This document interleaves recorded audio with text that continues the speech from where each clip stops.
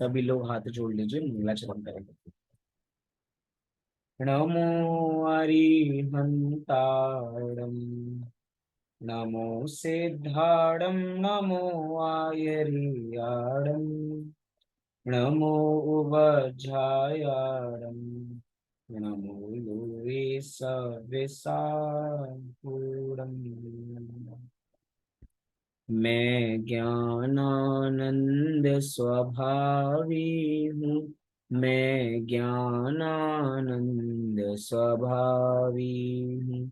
मैं हूँ अपने में स्वयं पूर्ण, पर की मुझ में कुछ गंध नहीं। मैं अरस अरूपी अस्पर्शी, पर से कुछ भी संबंध नहीं। मैं रंग राग से भिन्न, भेद से भी मैं भिन्न निराला हूँ। मैं हूँ अखंड चैतन्य पिंड, निज रस में रमने वाला। मैं ही मेरा करता धरता, मुझ में पर का कुछ काम नहीं। मैं मुझ में रहने वाला हूँ, पर में मेरा विश्राम नहीं। मैं शुद्ध बुद्ध अविरुद्ध एक, पर परिणति से अप्रभावी हूँ। आत्मानुभूति से प्राप्त तत्व, मैं ज्ञानानंद स्वभावी हूँ। मैं ज्ञानानंद स्वभावी हूँ। मैं ज्ञानानंद स्वभावी हूँ। इस प्रकार हमने यहाँ पे मैं ज्ञानानंद स्वभावियों का पाठ है पूर्ण किया। आप सभी से अनुरोध, अगर आप सभी अपना कैमरा ओपन करके बैठ सकते हैं तो जरूर ओपन करके बैठिएगा। हमारी कक्षा तो वैसे सोमवार और मंगलवार बराबर होती है, लेकिन सोमवार को हमने पूछा था कि अगर ये कक्षा 29 को हो सकती है क्या, तो आप सभी ने लोगों ने हाँ किया था। इसीलिए आज ये कक्षा हमने आज के दिन बराबर रखी है। नहीं तो आम दिनों में हम सभी की कक्षा सोमवार और मंगलवार को ही बराबर हुआ करेगी। हमारा एक बहुत ही सुंदर विषय पाठशाला के माध्यम से चल रहा था, जिसका नाम है गुणस्थान। जहाँ पे हमने प्रथम गुणस्थान, द्वितीय गुणस्थान, तृतीय गुणस्थान और चतुर्थ गुणस्थान का कुछ भाग बराबर समझा था। उसी विषय को आज कंटिन्यू बराबर करेंगे। अगर आपको कोई प्रश्न हो उस संबंधित तो आप पूछ सकते हैं, नहीं तो हम अपने विषय को आज प्रारंभ बराबर करेंगे। हमने ये देखा था कि गुणस्थान किसे कहते हैं, तो कहा था कि मोह और योग के निमित्त से जीव के श्रद्धा और चारित्र गुण की तारतम्य रूप अवस्था अर्थात हीनादिक अवस्था को ही गुणस्थान कहते हैं। उन 14 गुणस्थानों में से 12 तो जो हैं अपने मोह के निमित्त से बनते हैं और 2 योग के निमित्त से बनते हैं। साथ ही साथ मिथ्यात्व पहला गुणस्थान, दूसरा साधन सम्यक और तीसरा मिश्र गुणस्थान। ये 3 गुणस्थान संसार मार्ग के गुणस्थान अर्थात संसार इन 3 गुणस्थानों के जीवों में देखा जा सकता है। चौथे और चौथे से आगे के सभी जीव मोक्ष मार्गी जीव है, अर्थात उनका यहाँ से मोक्ष मार्ग प्रारंभ हो जाता है। हमने चौथे गुणस्थान का विषय प्रारंभ किया था। उसी गुणस्थान के विषय से अपना आज का विषय हम प्रारंभ करते हैं। सभी को पीडीएफ दिखाई दे रही होगी। एक सेकंड।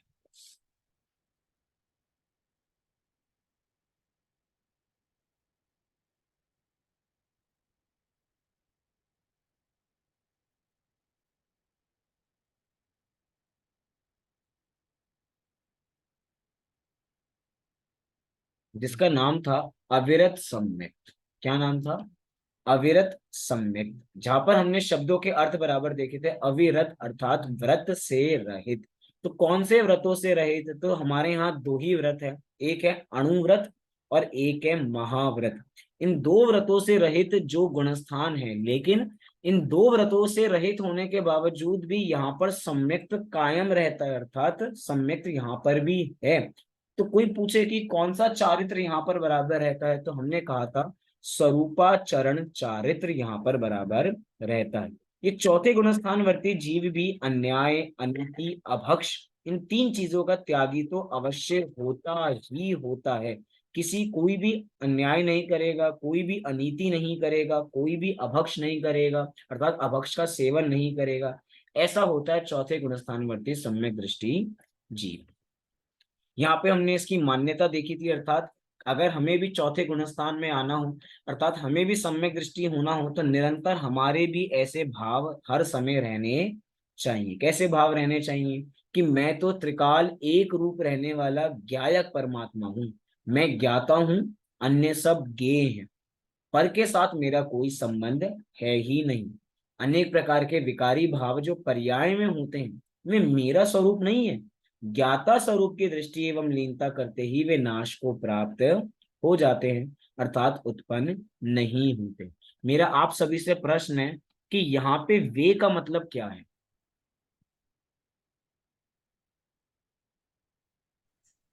क्योंकि वो जो मुझे विकार भाव है, राग द्वेष मोह आदि। कारी भाव जो है। विकारी भाव, बहुत सुंदर। कि यहाँ पे जो वे शब्द का प्रयोग है, वे नाश को प्राप्त हो जाते हैं, अर्थात जो विकारी भाव हमारी पर्याय में उत्पन्न होते हैं, जैसे ही हम अपने स्वरूप की दृष्टि करते हैं, उसमें लीन होते हैं, तो वे सभी विकारी भाव नाश को प्राप्त हो जाते हैं और कभी भी उत्पन्न नहीं होते। ऐसी ही एक चौथे गुणस्थानवर्ती जीव की दशा रहती है। अब हमें यहाँ के आगे से अपना विषय प्रारंभ करना है। क्या लिखा है यहाँ पर? इस प्रकार निर्णय पूर्वक दृष्टि स्वसन्मुख होकर निर्विकल्प आनंद परिणति का साक्षात अनुभव करती है, तथा निर्विकल्प अनुभव के छूट जाने पर भी मिथ्यात्व एवं अनंतानुबंधी कषायों के अभाव स्वरूप आत्मा की शुद्ध परिणति निरंतर बनी रहती है, उसको अविरत सम्यक्त नामक चतुर्थ गुण स्थान कहते हैं। क्या समझाना चाहते हैं इस परिभाषा के माध्यम से? ध्यान देने योग्य बस बात यहाँ पर यह है मुख्य, कि मिथ्यात्व और अनंतानुबंधी कषाय के अभाव स्वरूप, अर्थात चौथा गुणस्थान प्रकट होता है तो सबसे पहली शर्त है कि हमारा मिथ्यात्व जाना चाहिए और साथ ही साथ अनंतानुबंधी कषाय जानी चाहिए। आप सभी को एक एक्स्ट्रा इंफॉर्मेशन बराबर आप लिख लीजिएगा कि जो अनंतानुबंधी कषाय होती है वो द्विघाती प्रकृति होती है। कौन सी प्रकृति है अनंतानुबंधी कषाय? द्विघाती, अर्थात ये दो का घात करती है। ये अपना भी घात करती है और मिथ्यात्व का भी घात करती है। अर्थात जब कोई जीव सम्यक दृष्टि होता है तो उसकी एक साथ दो चीजें जाती हैं, मिथ्यात्व भी जाता है और अनंतानुबंधी भी जाता है, क्योंकि अनंतानुबंधी द्विघाती है, वो दो का घात एक साथ बराबर करती है। इसी को यहाँ पे अविरत सम्यक्त नाम का गुणस्थान बराबर कहा गया है। इसी के तीन भेद बराबर बताए गए, पहला औपशमिक, दूसरा शायोपशमिक और तीसरा शायिक। वास्तव में ये चौथे गुणस्थान के कोई तीन भेद बराबर नहीं है। यहाँ पे सम्यक दर्शन कहें या सम्यक दृष्टि जीव बराबर कहें, वो तीन प्रकार के बराबर हैं। सम्यक दर्शन तीन प्रकार का है, औपशमिक सम्यक दर्शन, शायोपशमिक सम्यक दर्शन और शायिक सम्यक दर्शन। ये शब्द हमें पूरे परिचित है। कहाँ परिचित है? जब हमने पंच भाव वाला पाठ पढ़ा था, याद है सभी को? औपशमिक का मतलब क्या होता है, जो मुझे बताएगा सरल शब्दों में? कर्मों का उपशम होना, उस उपशम में की बहुत सुंदर, दबना। बहुत सुंदर। मतलब कर्मों का उपशम तो एक कर्म में हुआ, लेकिन कर्म के उपशम से जो भाव होते हैं उसको औपशमिक कहा जाता है। कर्मों का क्षयोपशम कर्म में होता है, लेकिन कर्म के क्षयोपशम से जो जीव के भाव होते हैं उसे क्षयोपशमिक कहा जाता है। ऐसे ही कर्मों का क्षय तो कर्म में होता है, लेकिन कर्मों के क्षय से होने वाले भावों को शायिक भाव कहा जाता है। तो यही यहाँ पर लिखा कि इन तीन प्रकार के सम्यक दर्शनों में से किसी एक सम्यक दर्शन के साथ जब तक इस जीव के अप्रत्याख्यानावरण क्रोध, मान, माया और लोभ के उदयवश अविरति रूप परिणाम बना रहता है, तब तक उसके अविरत सम्यक्त नामक चतुर्थ गुण स्थान रहता है। क्या कहना चाहते हैं? इतना तो समझ में आया। किसी एक, मतलब ये तीनों किसी भी जीव के एक साथ नहीं होंगे, या तो औपशमिक होगा या शायपशमिक होगा या शायिक बराबर होगा। और ये ऐसी क्रम में कि भैया मैंने एक बार औपशमिक कर लिया तो अगला शायपशमिक होगा, उसके बाद शायिक होगा, ऐसा नहीं है। औपशमिक सम्यक दर्शन भी छूट जाता है और अनंतो बार मतलब एक जीव असंख्यात बार औपशमिक सम्यक दर्शन प्राप्त करे तो उसके बाद जाकर कहीं आगे गाड़ी बढ़ती है। अर्थात औपशमिक सम्यक दर्शन एक ही बार हो ऐसा जरूरी नहीं है, असंख्यातों बार ये औपशमिक सम्यक दर्शन होता है, ये नियम है बराबर। और साथ ही साथ कोई भी जीव शायिक सम्यक दर्शन प्राप्त करता है तो उससे पूर्व उसको शायपशमिक सम्यक दर्शन होगा ही होगा, ऐसा नियम भी कर्ण नियोग का बराबर है। यहाँ पे कहा जा रहा है कि ये चौथा गुणस्थान कब तक बना रहता है, जब तक बना रहता है जब तक अप्रत्याख्यान क्रोध मान माया लोभ का उदय रहता है। सही बात है ना, अनंतानुबंधी का अभाव किया है और आगे वाली कषाय का उदय बराबर है।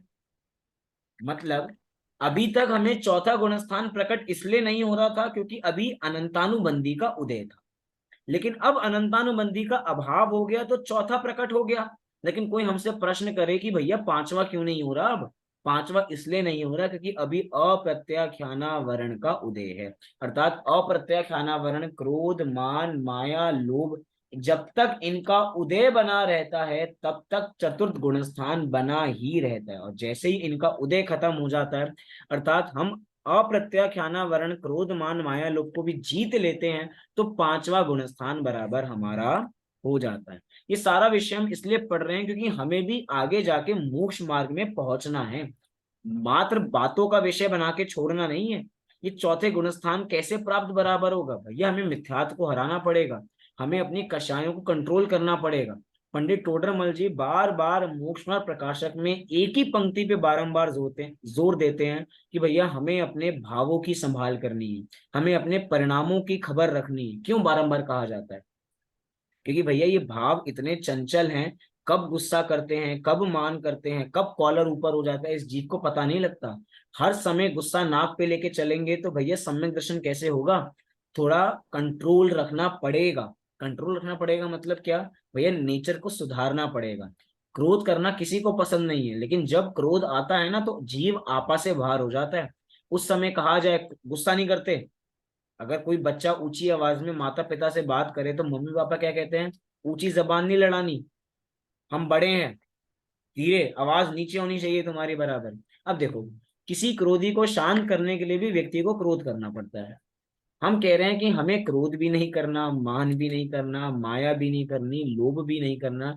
जिस घर में आज हम रहते हैं उसके प्रति हमें लालच है या नहीं है, उसके लिए हर समय चीजें जोड़ते रहते हैं नहीं जोड़ते रहते हैं।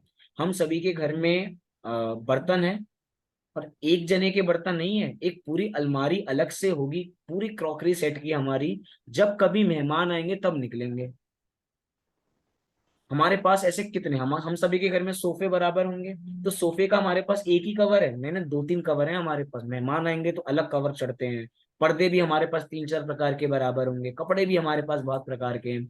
हम कह रहे हैं जब तक ये कषाय हम अपनी कंट्रोल नहीं करेंगे, हम अपने मिथ्यात्व का अभाव नहीं करेंगे, तब तक हमें सम्यक कैसे प्रकट होगा, तभी तक हम कभी अविरति अर्थात चौथे गुणस्थान में ही नहीं पहुंच पाएंगे।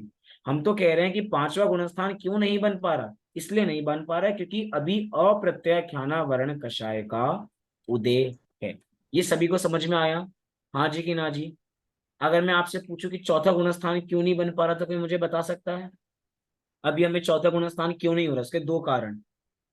अप्रत्याख्यानावरण का, प्रश्न दोबारा सुनिए, हमें चौथा गुणस्थान क्यों नहीं हो पा रहा। क्योंकि अभी मिथ्यात्व और अनंतानुबंधी कषाय का उदय। प्रश्न सामूहिक, उत्तर व्यक्तिगत। अब जिन्होंने हैंड रेस किया था वो रह गए, सम्यक ने और सुरेंद्र जी ने हैंड रेस किया था बेचारे, वो रह गए। ठीक है, आपका भी उत्तर यही होगा बराबर। क्या उत्तर होगा, मीना जी ने जो उत्तर बराबर दिया, पहला मिथ्यात्व और दूसरा अनंतानुबंधी। और कोई कहे कि पांचवा गुणस्थान क्यों नहीं हो रहा, आप उत्तर दो कोई हैंड रेस करके, बोलो सम्यक। क्योंकि अप्रत्याख्यानावरण अपने शरीर के साथ है। क्योंकि अभी अप्रत्याख्याना वर्ण कषाय का उदय है। चलो ठीक है, बहुत सुंदर। अच्छा अब मैं आप ये चीज पूछता हूँ, छठवां गुणस्थान क्यों नहीं हो रहा, कोई जीव पांचवें गुणस्थान में है और उसको छठा गुणस्थान नहीं, मतलब छठे से मतलब सातवां गुणस्थान नहीं हो रहा उससे, अब क्यों नहीं हो रहा, अब सोचो थोड़ा। प्रत्याख्यानावरण कषाय का उदय है। सातवां गुणस्थान, बोलिए संज्वलन नीलम जी, अनम्यूट अनम्यूट कीजिए। संज्वलन कषाय का उदय। संजुलन कषाय का उदय, बहुत सुंदर। क्योंकि जो हमारे मुनिराज होते हैं उनके तीन कषाय चौकड़ी का भाव होता है, किसका उदय है? संजुलन का उदय। अर्थात संजुलन के उदय से सातवां गुण स्थान नहीं हो पा रहा, प्रत्याख्यान कषाय की वजह से पांचवा गुण स्थान मतलब आगे नहीं बढ़ पा रहे बराबर। हम कहें कि पांचवा क्यों नहीं हो रहा हमें, क्योंकि अभी प्रत्याख्यान कषाय का उदय है। चौथा क्यों नहीं हो रहा? क्योंकि भैया मिथ्यात्व और अनंतानुबंधी का उदय है। ये सारे विषय हमारे बिल्कुल पॉइंट पे रहने चाहिए, तो हमें सारा गुणस्थान का विषय आराम से समझ में आएगा। यही कहा कि इस जीव के अप्रत्याख्यानावरण क्रोध मान माया लोभ के उदयवश अविरति रूप परिणाम बना रहता है, तब उसके अविरत सम्यक नामक चतुर्थ गुणस्थान रहता है। अविरत सम्यक दृष्टि आत्मज्ञान से संपन्न होने के कारण अभिप्राय की अपेक्षा विषयों के प्रति सहज उदासीन होता है। यहाँ पे विषय इसलिए समझाया जा रहा है, क्यों? क्योंकि चौथे गुणस्थान वर्ती के कोई व्रत नहीं है ना अभी, तो ये अविरति है। अविरति होने के बावजूद भी जैसे हम विषयों को ग्रहण करते हैं वैसे वो विषयों को ग्रहण नहीं करते। हम लड्डू खाते हैं क्योंकि हमें मजा आ रहा है, हम खाना खाते हैं क्योंकि हमें मजा आ रहा है, हम व्यापार क्यों करते हैं? क्योंकि हमें पैसे से बड़ा मजा आता है, जितने पैसे छापते हैं बड़ा मजा बराबर आता है। लेकिन भैया सम्यक दृष्टि जीव अगर व्यापार करता है, सम्यक दृष्टि जीव अगर भोजन करता है, तो मात्र विषयों को ग्रहण करने के लिए, ये अपने जीव के स्वाद के लिए नहीं करता। हम तो पूरी बन रही हो, बेड़वी बन रही हो तो एक और लिया, मजा आ गया, आज तो स्वाद मजेदार कचौड़ी बराबर बनी है, सब्जी कितनी बढ़िया बनी है बराबर, आज का गुलाब जामुन तो मजा बराबर आ गया था। अब जो मजे लेके हम चटकारे लेके चीजें बराबर खा रहे हैं, सम्यक दृष्टि जीव उन सभी विषयों के प्रति सहज उदासीन हो जाता है। अर्थात उनके प्रति जो चमक बराबर रहती है वो चमक उसकी चली जाती है, क्योंकि उसमें वास्तव में चमक है नहीं। आगे कह रहे हैं कि चंडन योग के अनुसार आचरण में उसके पंचेंद्रियों के विषयों का तथा त्रस स्थावर जीवों के घात का त्याग नहीं होता। Point to be noted. क्या? चंडन योग के अनुसार आचरण में उसके पंचेंद्रिय के विषयों का और त्रस स्थावर जीवों के घात का त्याग नहीं होता, इसीलिए इसके 12 प्रकार की अविरति पाई जाती है। 12 प्रकार की अविरति पाई जाती है मतलब क्या? कि अभी इस जीव ने व्रत अंगीकार नहीं किए, और जब इस जीव ने व्रत अंगीकार नहीं किए अर्थात अभी ये अविरति है, व्रत से रहित है। अर्थात यहाँ पे त्रस स्थावर जीवों की हिंसा भी बराबर करता है। ये करता है से मतलब इसके भाव नहीं है, लेकिन बिना भाव के भी कार्य तो होता ही है ना। व्यापार करेगा तो बोलो जीवों की हिंसा होगी या नहीं होगी, विषयों को ग्रहण करेगा या नहीं करेगा वो बात अलग है, उसके प्रति सहज उदासीन है। लेकिन अभी इसने ऐसा कोई नियम बराबर नहीं लिया है, नियम नहीं लिया है, इसी के कारण ये अविरति बराबर कहलाता है।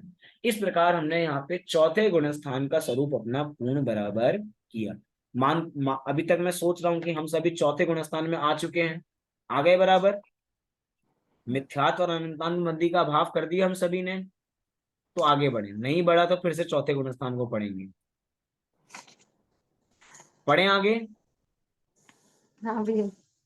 देखो जो बोल रहा है इसका मतलब कि वो चौथा गुणस्थान में आ चुका है। वास्तव में हम प्रयास करेंगे तभी आएंगे, मात्र बातों में अभाव करने के लिए कर दिया ऐसा नहीं, तो करेंगे तो सारा काम होगा। पुरुषार्थ का ही खेल है बराबर। चलिए अगले गुणस्थान की ओर आगे बढ़ते हैं। पांचवा गुणस्थान जिसका नाम है देश विरत। शब्दों से स्पष्ट है, पहले वाला था अविरत और यहाँ पे विरत आ गए। विरत शब्द ना, विरत अर्थात व्रत तो हैं लेकिन कैसे व्रत हैं? देश व्रत। देश व्रत माने व्रत हैं लेकिन एक देश है, पूरे व्रत नहीं है। मतलब 5 पाप हैं, हिंसा झूठ चोरी कुशील परिग्रह। तो ये 5 पापों का इसने पूर्ण त्याग तो नहीं किया, लेकिन मोटा मोटा त्याग कर दिया।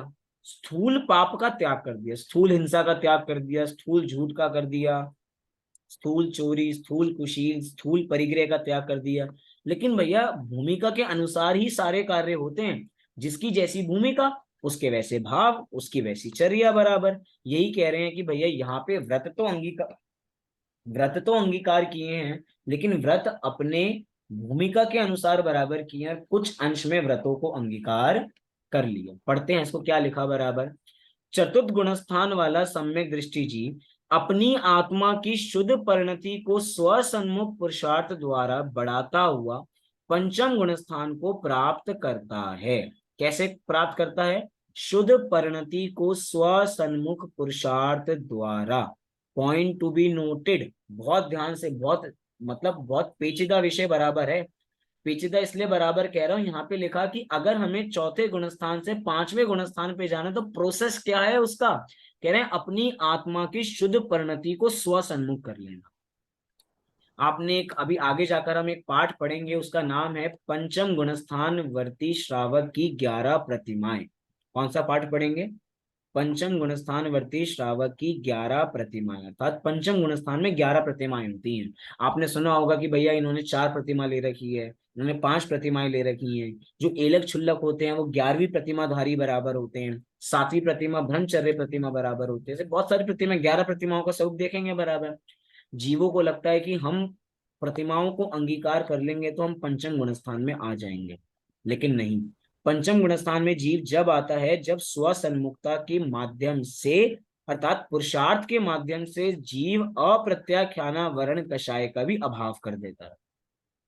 बाहर में व्रतों को अंगीकार करने मात्र से कोई जीव का गुणस्थान बदल जाए, ऐसा होने वाला नहीं है। पॉइंट बराबर समझना। लेकिन उसके बावजूद भी बाहर के लक्षणों को देख के कहा जाता है कि ये इस गुणस्थान में है। जैसे कि कोई मुनिराज 28 मूल गुणों का पालन कर रहे हैं तो उनको आमतौर पे कहा जाएगा भैया ये छठे सातवें गुणस्थान वर्ती मुनिराज हैं। कोई व्रतों का पालन करता है तो उसको कहा जाएगा भैया ये तो, अगर 12 व्रतों का पालन करता है कि मतलब 5 देश व्रत, 5 अणुव्रत, 3 गुण व्रत और 4 शिक्षा व्रत, इनका पालन करता है तो हम कहेंगे भैया पंचम गुणस्थान वर्ती है, दूसरी प्रतिमाधारी है। दूसरी प्रतिमा का नाम व्रत प्रतिमा है, तो इसने व्रत प्रतिमा ले रखी है। बाहर में आचरण को देख के ऐसे कथन किए जाएंगे, लेकिन असली मापन अर्थात असली थर्मामीटर तो कषायों के अभाव से है। अगर अंतरंग में कषाय नहीं गई और बाहर में आचरण हमने ऊंचा रखा, इसका मतलब ये नहीं कि हम ऐसे ही हैं। जैसे कि हम सभी रोज मंदिर बराबर जाते हैं, कई ऐसे लोग बराबर हैं जो दिखावे में रोज मंदिर जाते हैं, दूसरों को दिखाने के लिए, देखो भैया मैं आया था। किसको दिखाने के लिए? जो मंदिर में आंटियां बैठी होती हैं, जो अंकल बैठे होते हैं, कि भैया मैं मंदिर होकर आया। बाहर से फोटो खींचे तो भैया ये तो रोज मंदिर आता है बराबर, लेकिन उसके भावों को देखो तो वो मंदिर आना चाहता है क्या? नहीं, वो मंदिर आना नहीं चाहता। हम ये सीधी बात कह रहे हैं, बाहर से तो हम आचरण देख के किसी को कुछ भी सर्टिफिकेट दे सकते हैं, ये ऐसे हैं, ये ऐसे हैं, ये ऐसे हैं, लेकिन असली पहचान कब होती है? असली पहचान जीव के परिणामों से होती है, जीव के भावों से होती है। अगर कषायों का अभाव होगा तो वो अगले गुणस्थान में जाएगा, नहीं तो नहीं जाएगा। आप सभी ने लघु जैन सिद्धांत प्रवेशिका पढ़ी है क्या? हाँ जी कि ना जी? पढ़ी है, हाँ जी। सुंदर। आपने उसमें एक परिभाषा पढ़ी होगी, जैन किसे कहते हैं? पढ़ी थी किसी ने? जैन किसे कहते हैं? किसे कहते हैं जैन? हम सभी जैन है ना? जो जिनेश्वर भगवान की आज्ञा का पालन करता है। ये तो बाल बोध वाली है, मैं लघु जैन सिद्धांत प्रवेशिका की पूछ रहा हूँ। राग वो भी द्वेष। नाम के आगे जो जैन दिन लगा। पे भोजन, छान के पानी और नित्य जिनाले जाता है। ये तो बाल पोथी की हो गई, ये तो और हम नीचे उतर गए बराबर। ये तो बिल्कुल बच्चों को सिखाने के लिए है। राग द्वेष को जीतने वाले। राग देव पूजा गुरुवास्ती। ये पूजा गुरु उपासती, जी आ ठीक है, जाइए। चलो आस पास है बराबर, स्वाध्याय संयम तक। थोड़ा आस राग पास है बराबर। देखो अगर आप वापसी उस विषय को देखेंगे तो वहां पे चौथे गुण, मतलब कि ये कहा कि गुणस्थान बढ़ने का नाम, अर्थात कोई जीव मिथ्यात गुणस्थान से सम्यक्त गुणस्थान में अर्थात चतुर्थ गुणस्थान में आ जाता है तो समझो वो जैन है।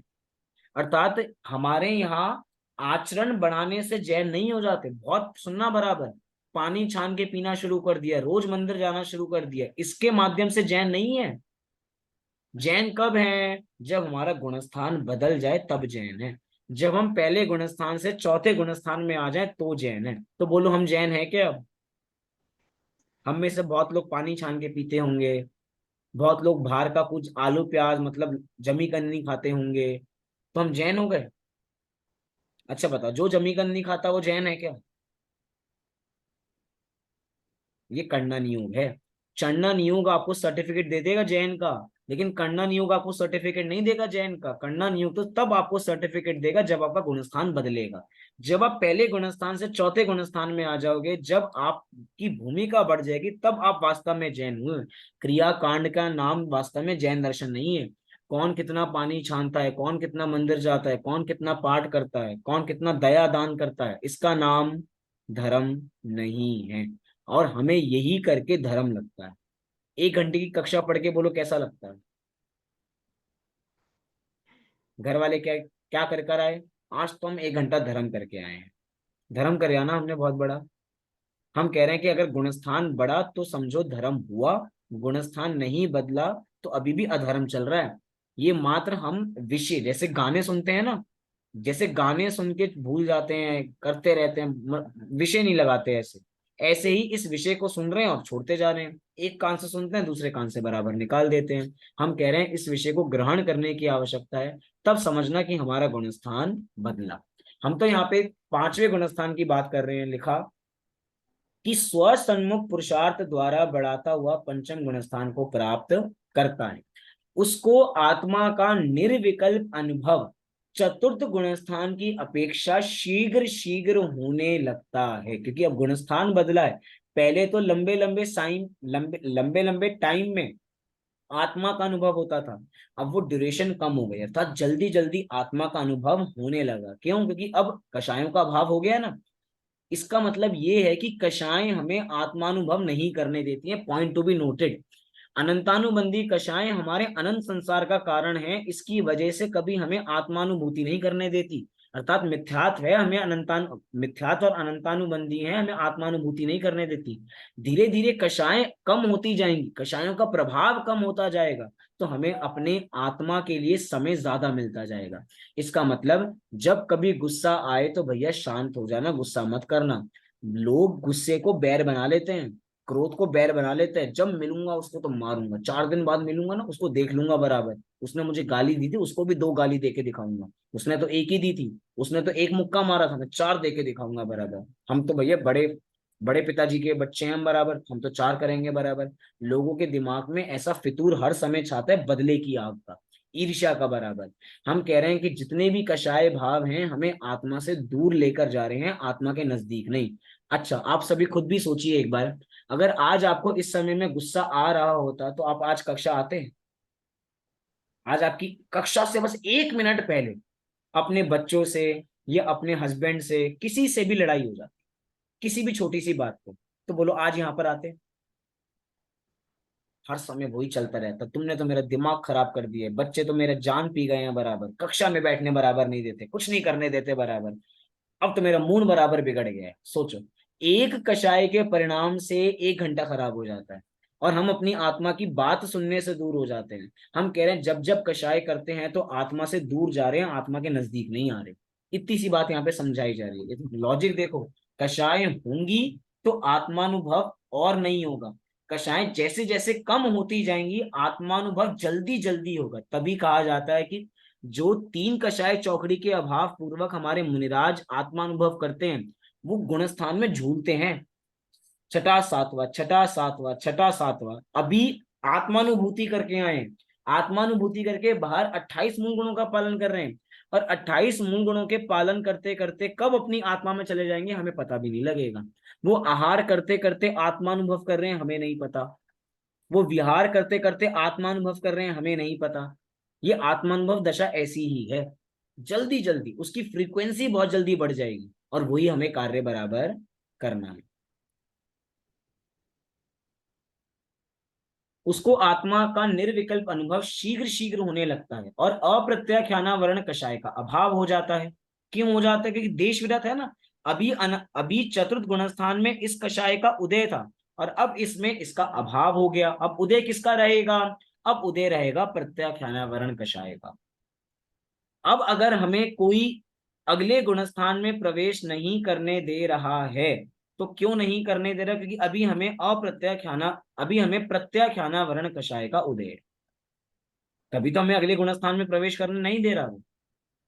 फिर देखिए, आत्मिक शांति बढ़ जाने के कारण पर से उदासीनता बढ़ जाती है और सहज देश व्रत के शुभ भाव होते हैं। जैसे जैसे उदासीनता बढ़ती जाती है वैसे वैसे हमें आत्मा के जो हमारे परिणाम है, अर्थात आत्मा में जो हमारी उपयोग की बुद्धि है, वो भी धीरे धीरे बढ़ती चली जाती है और देश व्रत के शुभ भाव ऑटोमेटिक आ जाते हैं। मतलब कोई भी भाव, कोई भी व्रत खींचातानी का नहीं है।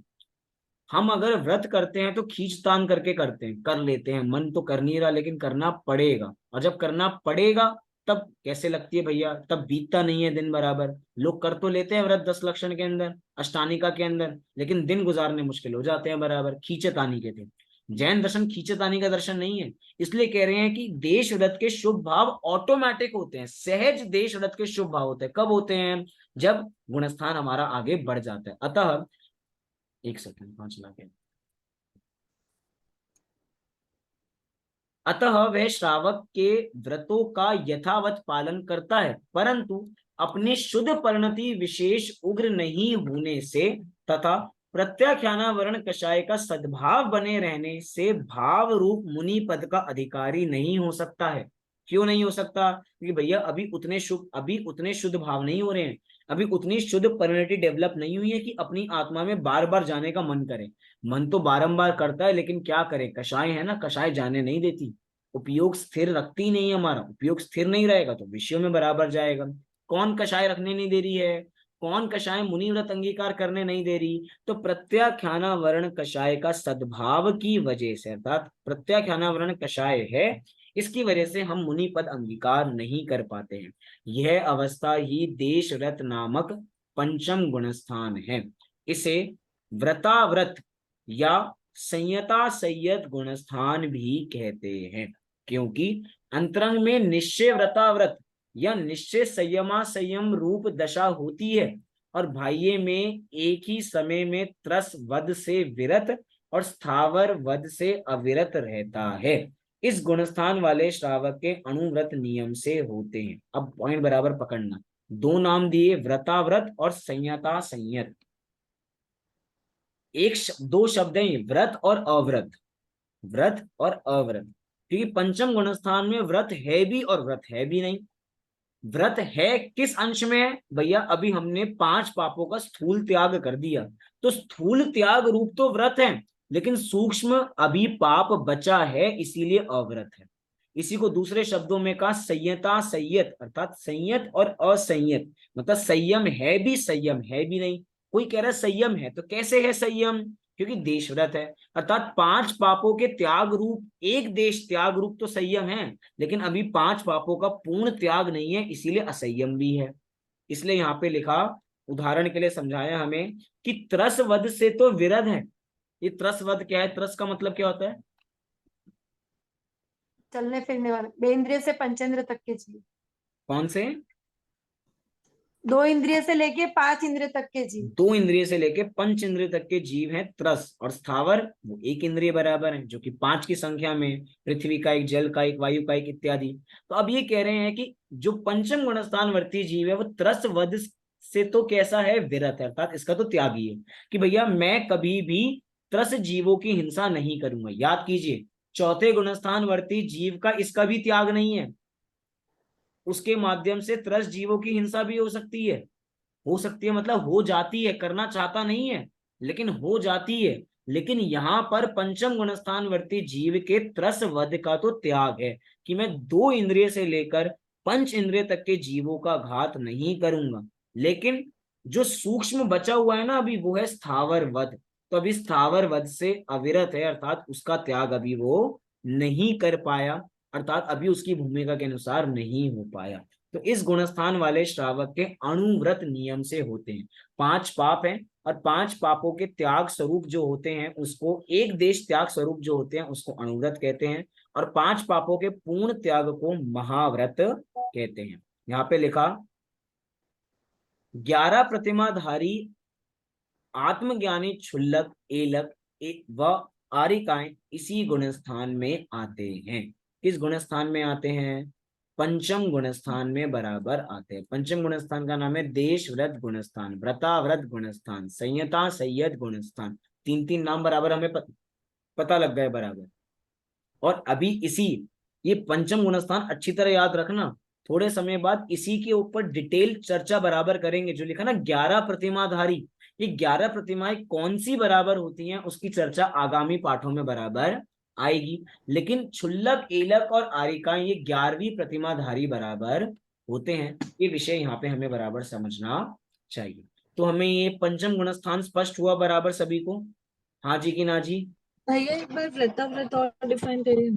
व्रताव्रत, दो शब्द है यहाँ पे, व्रत और अव्रत। तो कह रहे हैं कि भैया इस पंचम गुणस्थान में व्रत हैं भी और व्रत हैं भी नहीं। तो कोई पूछे हमसे कि व्रत हैं तो किस अपेक्षा से हैं, तो भैया अभी इन्होंने 5 पापों का एक देश त्याग कर दिया ना, इसकी वजह से तो व्रत है। और कोई कहे कि भैया अव्रत क्यों है, क्योंकि इन्होंने अभी 5 पापों का पूर्ण त्याग नहीं किया ना। अब इसको समझो, व्रत क्यों है क्योंकि इसने त्रस वध का त्याग कर दिया, अव्रत क्यों है क्योंकि इसने स्थावर का वध के त्याग नहीं किया अभी। समझ में आया? प्रियंका जी का प्रश्न था। हाँ भैया। समझ में आया ये विषय, व्रताव्रत कैसे है? ऐसी संयता संयत, संयम भी है और असंयम भी है। संयम किसकी अपेक्षा है? अब बताओ लगाकर, संयम किसकी अपेक्षा है? त्रस त्रस वध से विरत है। त्रस वध से विरत है, अर्थात उसने त्रस वध का नियम ले लिया कि मैं त्रस वध नहीं करूंगा, तो संयम है। और असंयम क्यों है? क्योंकि स्थावर जीवों की हिंसा का तो त्याग नहीं है उसको। हाँ अभी भैया। स्थावर जीवों की हिंसा का त्याग नहीं है। ऐसी पाप पे लगाना, हर चीज पे। अभी हिंसा, एक है हिंसा अणुव्रत, एक है हिंसा महाव्रत, एक है ऐसी, मतलब हिंसा से मतलब अहिंसा एक अहिंसा अणुव्रत और एक अहिंसा महाव्रत। ऐसे ही सत्य अणुव्रत, सत्य महाव्रत। तो अब सत्य अणुव्रत है, अर्थात कुछ अंश में तो व्रत है सत्य बोलने का, लेकिन भैया कुछ ऐसी चीजें हैं जहां पे झूठ हो जाता है, तो वो अव्रत बराबर हो गया, वो असंयम बराबर हो गया। ऐसी सारी चीजें बराबर हैं, मतलब हर चीज के पीछे है। जैसे कि कोई पूछे कि पंचम गुणस्थान वर्ती जीव कैसा झूठ बोलता होगा, और मुनिराज क्या है कि वो महाव्रती है बराबर, वो कोई झूठ बराबर नहीं बोलते। दो चीजें होती हैं, एक होता है पानी, एक होता है मिट्टी। जो भी पंचम गुणस्थानवर्ती जीव है वो तो एक बार को इन चीजों की चोरी कर सकता है बराबर। चोरी के विषय में बराबर बता रहा हूं। चोरी से मतलब कि पानी किसका है? पानी किसी का नहीं है, हमने कहीं से भी पानी बराबर ले लिया। मिट्टी हमने कहीं से भी बराबर ले ली। अब जो कोई मुनिराज बराबर है, वो मिट्टी या पानी भी ऐसे कहीं से बराबर नहीं ले सकते, क्योंकि किसी से पूछना पड़ेगा ना लेने के लिए, क्योंकि उनकी तो है नहीं वो वस्तु बराबर। उनके लिए तो वो तो अगर ले लेंगे तो चोरी कहलाएगी बराबर। बहुत सारी बातें हैं, जब उसका विषय आएगा तब बराबर समझेंगे। अभी तो यहाँ पे संयम है भी, संयम है भी नहीं, यहाँ पे व्रत है भी, व्रत है भी नहीं। बस हमें ये समझ में आना चाहिए कि व्रत है तो किस अपेक्षा से है, और व्रत नहीं है तो किस अपेक्षा से है। संयम है तो किस अपेक्षा से है, और असंयम है तो किस अपेक्षा से है। ये समझ में आया तो समझे कि हमने पंचम गुणस्थान समझ लिया। चौथा गुणस्थान तो मिथ्यात्व और अनंतानुबंधी के अभाव से होता है। पंचम गुणस्थान अप्रत्याख्याना वर्ण कषाय के अभाव से होता है, और इसके अंदर प्रत्याख्याना वर्ण कषाय का उदय रहता है। और यही प्रत्याख्याना वर्ण कषाय हमें आगे के गुणस्थान में बढ़ने नहीं देती, क्योंकि इसका उदय बना रहता है। ये पूरा अभी तक हम पढ़कर आए हैं। चलिए अगले गुणस्थान की ओर आगे बढ़ते हैं। अगला गुणस्थान कौन सा है? प्रमथ संयत। कौन सा है? प्रमथ संयत। प्रमथ का मतलब क्या होता है? प्रमथ का मतलब होता है प्रमाद। प्रमथ मतलब क्या होता है? प्रमाद। आप सभी ने, फिर से याद करवाता हूं, लघु जैन सिद्धांत प्रवेशिका पढ़ी सभी ने? उसमें अंतिम अंतिम प्रश्नों में एक प्रश्न है, प्रमाद किसे कहते हैं, प्रमाद के कितने भेद होते हैं? ये मुझे बताएगा प्रमाद के कितने भेद होते हैं? नहीं तो अगर आप लोगों ने नहीं बताया तो वापसी हमें फिर लघु जैन सिद्धांत प्रवेशिका की क्लास लगानी पड़ेगी। वो 5 भेद होते हैं भैया प्रमाद के। बहुत गलत उत्तर आपने दिया, गलत है। सोचिए। वो मौद विषय कषाय उसको बोलते हैं ना भैया प्रमाद। ऐसे निद्रा ऐसे करके उत्तर आ ही जाएगा, सोचिए। अच्छा ये पढ़ा क्या? है सभी ने? हाँ जी कि ना जी? वैसे ही मैं कभी पूछ रहा हूँ आपसे, लघुजन सिद्धांत प्रवेशिका में आपने प्रश्न पढ़ा है, प्रमाद के कितने भेद होते हैं? हाँ पढ़ा भैया, पर ख्याल नहीं है। याद नहीं आ याद रहा। नहीं। क्यों नहीं है याद? क्योंकि हमने लिखा नहीं होगा। वो पढ़ा रहे होंगे, हमने सुन लिया बस बराबर। बोलो सम्यक। 11 होता है वो। 11 होते हैं? 11 भी नहीं है। प्रमाद के 15 भेद हैं। कितने भेद हैं? 15 भेद है। अब आप सभी का होमवर्क, मंडे को आपको 15 प्रकार के प्रमादों के नाम बताने हैं। चाहे देख के बताओ, कहीं से भी करो। जिन्होंने आपको पढ़ाया होगा उनको परेशान करो, उनसे पूछो। आपके पास पीडीएफ होगी, आपके पास ग्रंथ उपस्थित होंगे, कुछ भी हो, लेकिन आपको 15 प्रकार के प्रमाद बताने हैं। ठीक है? याद रहेगा होमवर्क? मुझे याद रहेगा, लेकिन मैं देखता हूं आप लोगों में से कितने लोग कक्षा के शुरुआत में ही बताते हैं कि आपने कोई होमवर्क दिया था। पता तो लगे कितने लोग एक्टिवली काम करते हैं। होमवर्क लिख लो, याद ही नहीं रहेगा क्या करना है। लिखोगे नहीं तो फिर कहोगे अच्छा होमवर्क भी दिया था क्या कुछ, हमें तो याद ही नहीं था। ठीक है? अब अगला गुणस्थान हमारा है प्रमथ संयत। तो प्रमथ का मतलब होता है प्रमाद, और प्रमाद होता है 15 प्रकार का। मैं समझाऊंगा नहीं कि कौन कौन सा होता है, लेकिन प्रमाद का मतलब बस आलस नहीं है। हमें लगता है प्रमाद भैया ये बहुत प्रमादी जीव है, ये बहुत आलसी है। आलसी इसका एक भेद हो सकता है, एक प्रकार हो सकता है, लेकिन अभी इसके 15 प्रकार हैं, 15 भेद बराबर।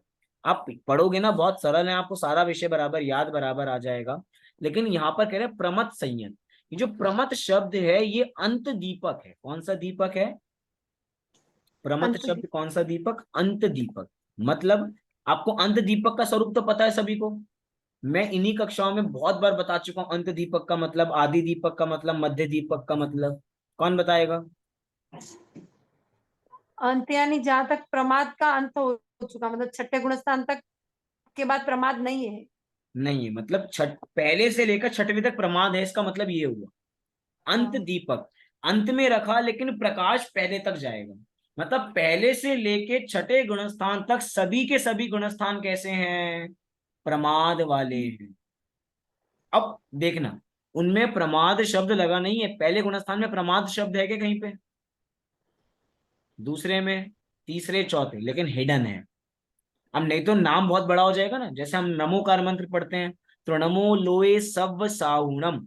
तो नमो लोए सव, सव शब्द हर जगह नहीं आता।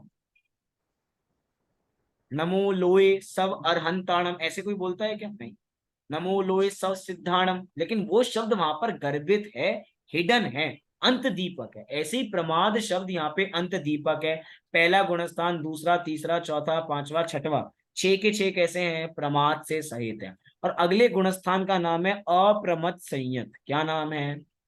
अप्रमथ संयत, अर्थात जहां पर प्रमाद नहीं है। अब यहाँ पे अप्रमथ शब्द आदि दीपक है। कौन सा दीपक है? आदि दीपक है। आपको इसका मतलब बताओ क्या है? मतलब अप्रमथ शब्द आदि दीपक है, इसका क्या मतलब? आगे के गुणस्थान है। बात है, क्या क्या स्वीटी जी? शुरुआत है, शुरुआत।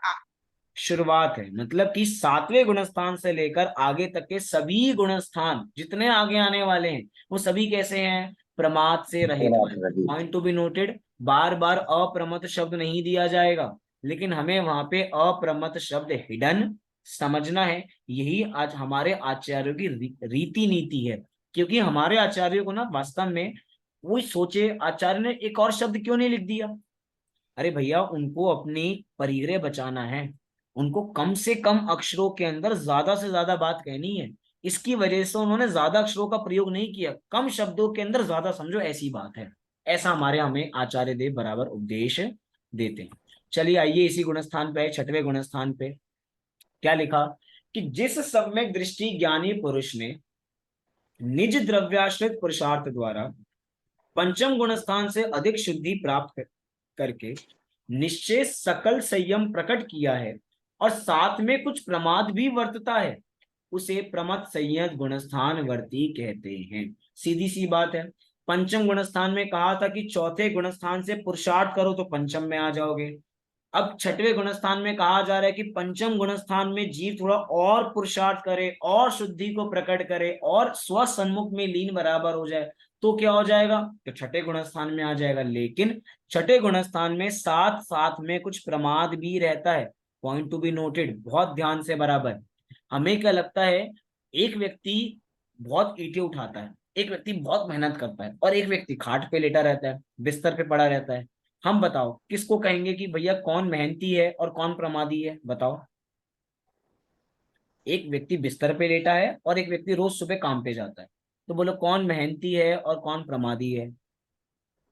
व्यवहार में तो जो ईंटें उठा रहा है उसको ही मतलब मेहनती वो बोलेंगे, काम अप्रमादी। पे जाता है, और जो पलंग पे बस बिस्तर तोड़ता है प्रमादी। वो प्रमादी। जिसको बेड टी चाहिए, जिसको खाना भी बेड पे चाहिए, कुछ नहीं करना उसे, मम्मी उठा के इधर रख दो, सब कुछ मम्मी, टीवी चला दो, पानी ला दो, हर काम हर चीज सब सब। अब सोचो बराबर, जगत में काम करने वाले को मेहनती कहा जाता है, लेकिन यहाँ कहा जा रहा है जो काम कर रहा है ना वो भी प्रमादी है। अब समझो बराबर, क्यों कहा जा रहा है।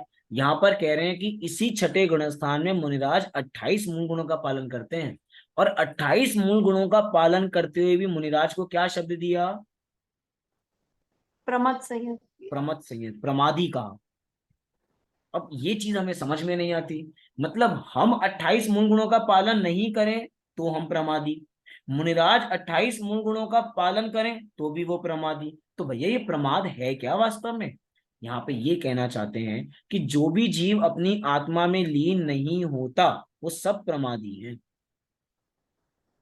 मैं आपको परिभाषा मैंने समझा दी बराबर, बहुत छोटी सी, कि जो भी जीव अपनी आत्मा में लीन नहीं है वो प्रमादी है।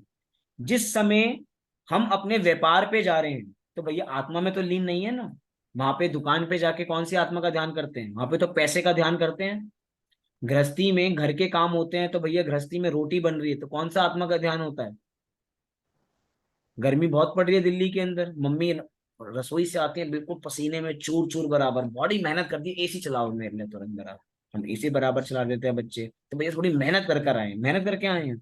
हम कह रहे हैं कि भैया मेहनत तब कहलाएगी जब हम अपनी आत्मा में जाएंगे, अगर नहीं जा रहे हैं तो सारी प्रमाद की दशा है, A to Z। अब आगे देखो, कोई जीव 28 मूल गुणों का पालन कर रहा है तो उसे भी प्रमादी का, अर्थात हमारे मुनिराज अगर अपनी आत्मा में लीन नहीं होते हैं तो उनके लिए भी वो प्रमाद की दशा है। और भैया प्रमाद की दशा में रहना किसको पसंद है, विषयों को ग्रहण करना किसको पसंद है। जो मुनिराज अपनी आत्मा का रस एक बार चख चुके हैं, क्या वो वापसी कुछ और खाने वाले हैं। अच्छा ये बताओ, जिसने आज हमारे घर में दो चीजें बनी थी, एक गुलाब जामुन बने थे और खिचड़ी बनी थी, बोलो क्या खाओगे आप सभी। गुलाब जामुन। गरम गरम मावा भर के गुलाब जामुन और खिचड़ी भी है हमारे पास, बोलो क्या खाओगे। गुलाब जामुन ही खाएंगे हम। गुलाब जामुन। खिचड़ी खाओ थोड़ी सी, मूंग की दाल की खिचड़ी बनी है बहुत बढ़िया, मजा आ जाएगा बराबर। और कोई कहोगे और भी खिचड़ी बनवा देंगे, नहीं, हम सब क्या खाएंगे, गुलाब जामुन खाएंगे बराबर, रसगुल्ला बराबर खाएंगे। अब बोलो जिसने रसगुल्ले का स्वाद चख रखा हो वो खिचड़ी क्यों खाएगा। शादी में गया कोई और खिचड़ी खा के आ गया, तो बोलो वो शादी में गया क्या। अरे भैया शादी में गया था, पकवान खाने गया था, 56 भोग खाता, मिठाइयाँ खाता, मालपुआ खाता, रसमलाई खाता तो समझ में आता, खिचड़ी खा के आ गया। शादी में गए फ्रूट्स खा के आ गए, अरे फ्रूट्स तो घर पे भी थे, कुछ अच्छा खाकर आता तो समझ में बराबर आता। अब क्या बात बताना चाहता हूं मैं इसके माध्यम से, जिसने अच्छे का स्वाद चख रखा हो वो नीचे क्यों आएगा, जिसने गुलाब जामुन का स्वाद चख रखा हो वो खिचड़ी क्यों खाएगा। जिसने अपनी आत्मा का रस चख रखा हो, और जब आत्मा के रस में ही इतना मजा आता है तो भैया वो बाहर के रस क्यों चखेगा। उसको बाहर के रस में मजा बराबर नहीं आएगा। खिचड़ी कौन खाता है, अच्छा खिचड़ी कब खाते हैं, बीमार होते हैं तब। जब बीमार होते हैं। तो भैया हम बीमार हैं क्या, नहीं हम बीमार थे, हम खिचड़ी नहीं खाएंगे बराबर, हम तो स्वस्थ हैं। तो मुनिराज स्वस्थ कब होते हैं, जब वो अपनी आत्मा में जाते हैं तो वो स्वस्थ होते हैं, और जब बाहर आते हैं तो बीमार पड़ जाते हैं। इसीलिए बीमारी की अवस्था में 28 मूल गुणों का पालन करना पड़ता है। पॉइंट बराबर समझना। हमारे मुनिराज ग्रंथ भी लिखते हैं तो प्रमाद की दशा में लिखते हैं। अब समझना, प्रमाद का मतलब आलस नहीं है, फिर से पॉइंट बराबर समझना। जब भी हम प्रमाद देखते हैं तो हमें आलस याद आता है, ठीक है आलस है ही, लेकिन प्रमाद की दशा में ही सारे काम होते हैं। मुनिराज हमारे लिए, मुनिराज को ग्रंथ लिखने का कोई प्रयोजन है क्या, मुनिराज अपनी आत्मा में लीन होना चाहते हैं। लेकिन उसके बावजूद भी अगर अपनी आत्मा में उपयोग नहीं टिकता, सुनना, अगर अपनी आत्मा में उपयोग नहीं टिकता तो जाकर ग्रंथ लिखते हैं, नहीं तो सब ग्रंथ नहीं लिखते। हमारे यहाँ कितने मुनिराज हुए हैं, हम जब वो स्तोत्र पढ़ते हैं बराबर तो कितने करोड़ मुनिराजों की जय लगाते हैं, कि इतने सारे मुनिराजों ने ग्रंथ लिखे होंगे क्या? विचार करो। राजा ऋषभ देव के साथ 4000 राजाओं ने दीक्षा अंगीकार की थी, तो 4 के 4000 लोगों ने ग्रंथ लिखे होंगे। सब लोगों ने ग्रंथ की परंपरा बराबर चलाई होगी। जितने संघ में मुनिराज होते हैं सब ग्रंथ बराबर लिखते होंगे। नहीं भैया, ग्रंथ लिखना सबके लिए प्रयोजन नहीं है, अपनी आत्मा का कल्याण करना सबके लिए प्रयोजन है। अगर आत्मा में उपयोग नहीं टिकता तो आगे ये बाहर काम करते हैं। हम तो अपनी बात करना चाहेंगे बराबर। हमें आइसक्रीम खाते हुए, हमें बाहर घूमते हुए, हमें पिक्चर देखते हुए ये कभी लगता ही नहीं कि हम अपना टाइम वेस्ट कर रहे हैं। हमें इन्हीं चीजों में बड़ा मजा आता है। भैया गर्मियों की छुट्टियां चल रही हैं, नहीं तो घूमने चलते हैं बराबर। छोटे बच्चों की आड़ में मम्मी पापा घूम के आते हैं कि भैया हमें भी घूमने जाना है। बच्चों की छुट्टियां तो हम भी बराबर घूम आएंगे बराबर, तो पूरी फैमिली ट्रिप हो जाती है। अब बताओ कहाँ घूम के आ रहे हैं बराबर? मजे करके आ रहे हैं। क्या मजे किए? आत्मा से दूर चले गए बराबर। हम ये बात बराबर सीधा कहना चाहते हैं, हमें विषयों के अंदर आनंद आता है और आत्मा में।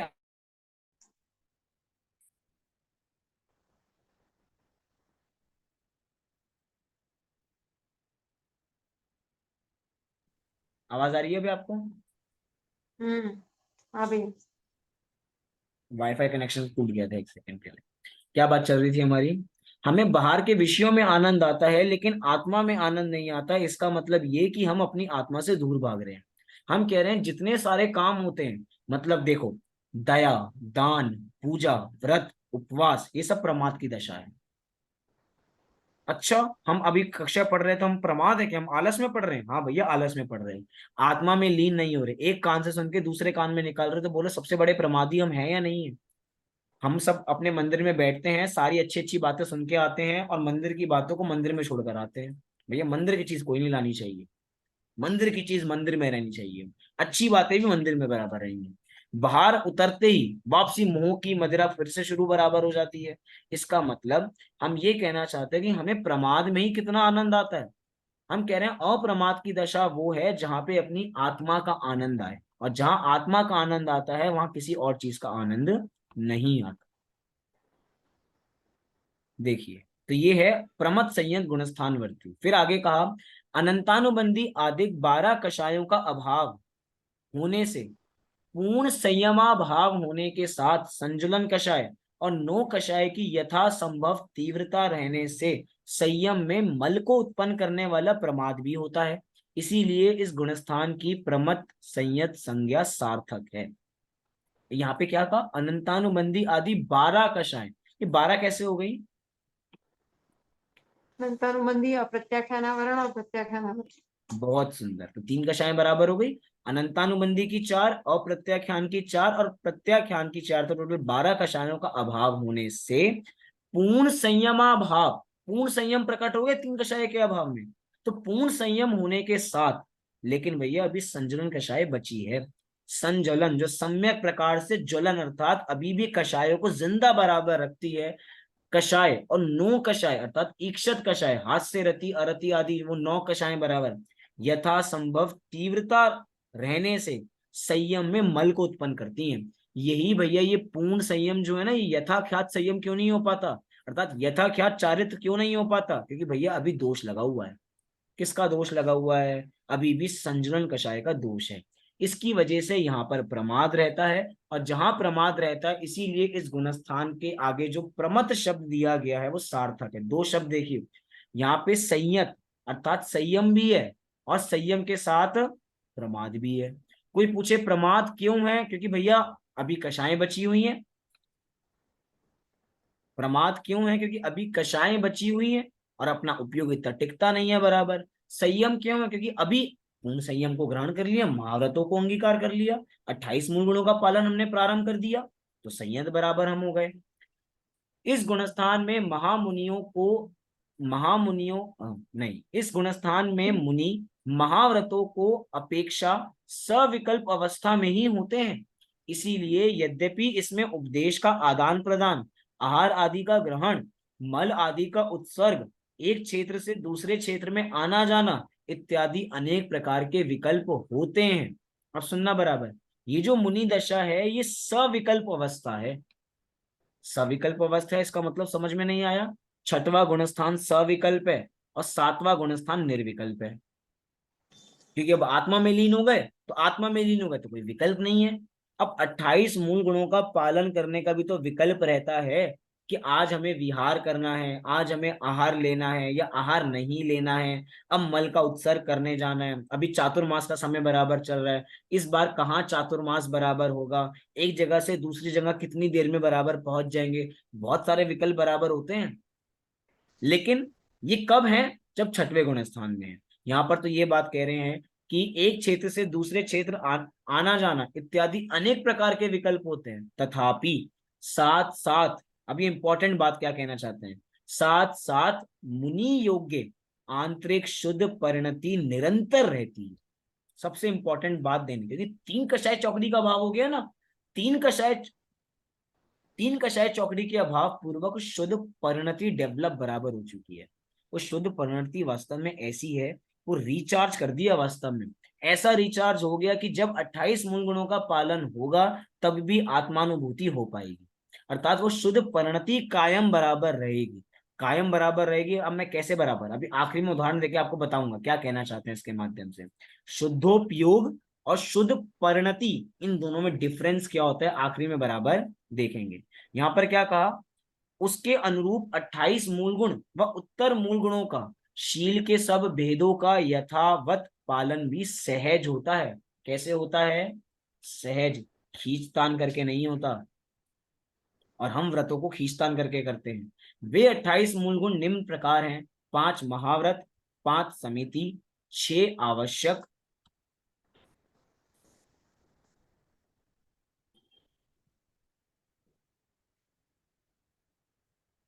5 इंद्रिय संयम, 1 नग्नता, 1 केश लुंचन, अस्नानता, भूमि शयन, अदंत धोवन, खड़े रहकर आहार लेना, और 1 भुक्ति, अर्थात दिन में एक बार, एक भुक्ति अर्थात एक करवट नहीं, एक भुक्ति तो वो तो भूमि शयन बराबर हो गया, एक भुक्ति बराबर।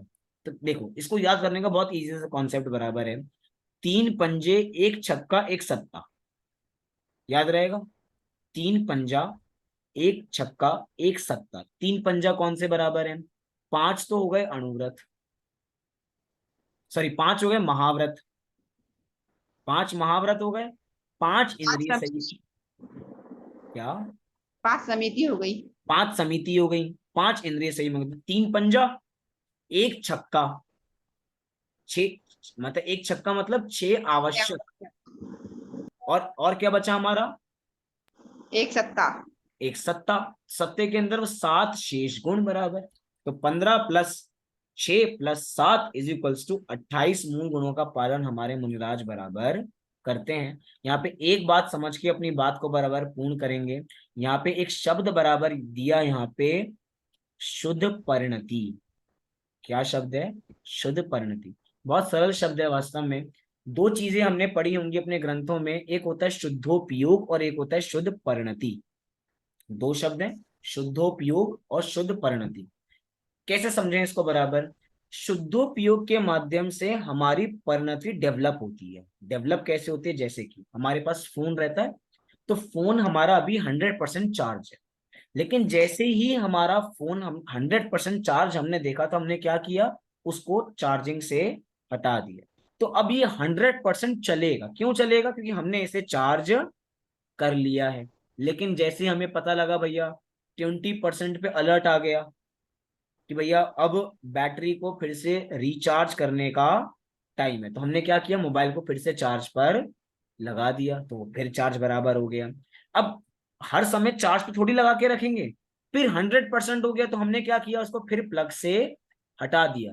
तो जितने समय तक वो चार्ज है तो उतने समय तक बिना चार्जिंग के भी बोलो चलेगा या नहीं चलेगा? चलेगा। अब यहाँ पे इसको 2 शब्दों के माध्यम से समझिए, एक है शुद्धोपयोग, एक है शुद्ध परिणति।